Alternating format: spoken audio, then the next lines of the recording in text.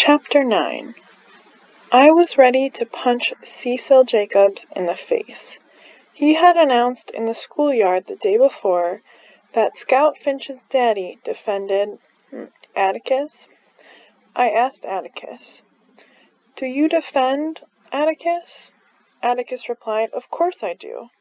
"Don't say that word, Scout. That's common." "It's what everyone at school says. From now on, it'll be everyone less one." "Well, if you don't want me to grow up talking that way, why do you send me to school?" Atticus looked at me, amused. Atticus said that he was defending a Negro by the name of Tom Robinson. He lives in the settlement beyond the town dump. He goes to Calpurnia's church, and she knows his family well. She says that they are clean living folk. And there are people who say I shouldn't defend him. If you shouldn't be defending him, then why are you doing it? For a number of reasons, said Atticus. The main one is, if I didn't, I couldn't hold up my head in town. I couldn't even represent this county in legislature. I couldn't even tell you or Jem not to do something again. You mean if you didn't defend that man, Jem and me wouldn't have to mind you any more? That's about right. Why? Because I can never ask you to mind me again. Scout, simply because of the nature of the work. Every lawyer gets at least one case in his lifetime that affects him personally. This one is mine, I guess. You might hear some ugly talk about it at school, but do one thing for me, if you will. Just hold your head high and keep those fists down. No matter what anyone says to you, don't let them get your goat. Try fighting with your head for a change. It's a good one, even if it does resist learning. Atticus, are we going to win it? No, honey. Then why? Simply because we were licked 100 years before we started is no reason for us not to try to win, Atticus said.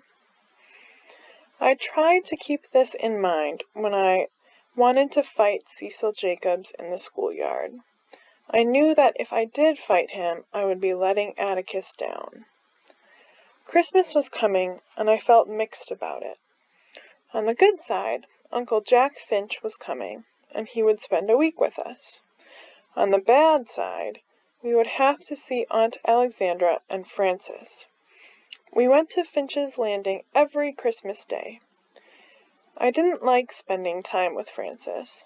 He was a year older than I, and I avoided him. Aunt Alexandra was Atticus's sister, and Frances was her grandson. I was sure she was swapped at birth, and that my grandparents had gotten the wrong child.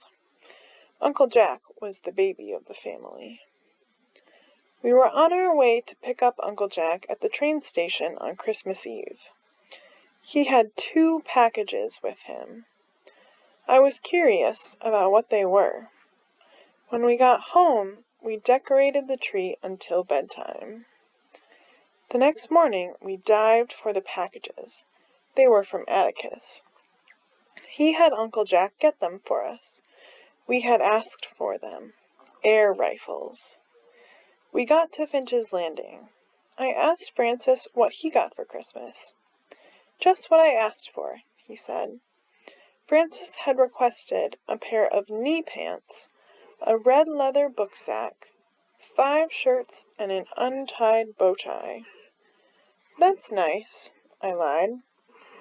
Jem and me got air rifles, and Jem got a chemistry set, a toy one, I reckon. No, a real one. He's going to make me some invisible ink, and I'm going to write to Dill in it. Francis was such a boring child. He told Aunt Alexandra everything he knew, and Aunt Alexandra then told Atticus.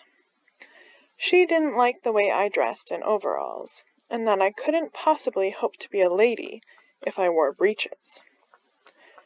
Aunt Alexandra's vision of me involved playing with small stoves, tea sets, and wearing the Ada pearl necklace she gave me when I was born. Francis really got me angry. First he talked bad about Dill, and then about Atticus defending Tom Robinson. Grandma says it's bad enough he lets you run wild, but now he's turned out a lover will never be able to walk the streets of Maycomb again. He's ruining the family. That's what he's doing. I got so mad at him, I chased him to the kitchen that is separate from the house. He kept calling Atticus a lover, and I had to punch him in the face. I got punished by Uncle Jack and told him I hated him. He didn't listen to my side of the story. I ran to Atticus for comfort, and finally told Uncle Jack my side of the story. Uncle Jack got real mad at Francis when he found out what he had said about Atticus.